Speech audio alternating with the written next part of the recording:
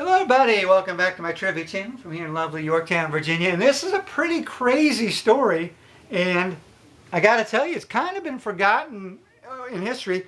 We have to take the silver DeLorean back to May 20th, 1969, so we've passed the 54th anniversary of this event. But, oh, by the way, John Hamilton, freelance writer, some of my articles appeared in a couple of local newspapers. But it was Peter Cetera in Chicago, right? They got in a brawl. What? Peter Cetera, the guy? You hear Peter Cetera sing. It sounds like Crystal. It's like him or Steve Perry. You just scratch your head and go, "What?" You're driving down the road and you go, "How'd they do that?" But anyway, Peter Cetera in Chicago, 1969, May 20th, exactly 2 months before the moon landing, by the way.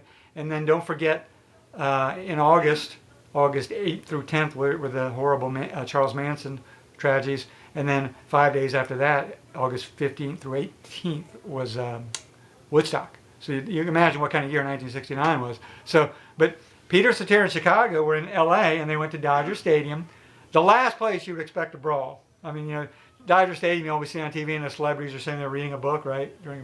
So the last place you'd think of brawl. But Peter Cetera, being from Chicago, they were rooting for their own Cubs, right? Their Cubs, not the hometown Dodgers. And the Cubs won 7-0, so the hometown fans weren't happy.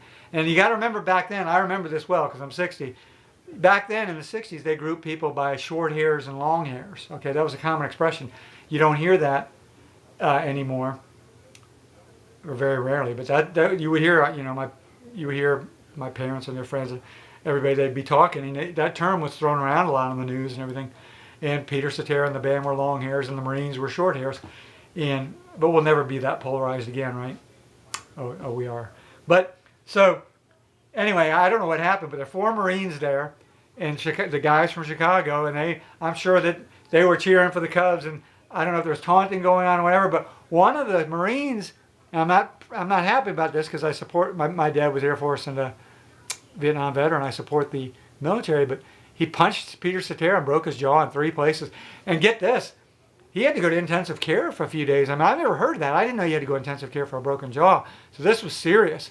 And I guess he got a temperature, fever, or whatever, but maybe infection. But anyway, Peter Cetera said it turned out that's why he kind of sings with a clenched jaw, because he sang through that period with a clenched jaw, and that's kind of how he developed his style. So it worked out. And he said during that time he also wrote some of his famous songs, he plucking on his guitar because he couldn't really do much else. So, but the Marines, did they get arrested? I don't know. I doubt it. I doubt it because I imagine the people at the park sided with the short hairs over the long hairs. So I don't think the Cubs fans got a lot of the Cubs fans got a lot of sympathy with their long hair going into Dodger Stadium in the 1960s. They were still considered hippies.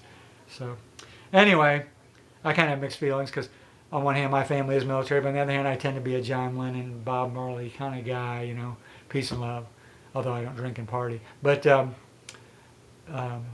anyway, it's a crazy story. But even in the 70s, when we talk about those different rock and roll stories, that one rarely came up at parties. I don't know why it was so forgotten because it's a wild story. But anyway, that's it. Thought I'd share it with you. You can go online and Google it and you can read some more. There's some, those different rock and roll websites talk about it. You might be able to find something else on YouTube. But that's it. Thanks for watching, and we'll see you in the next video. Bye.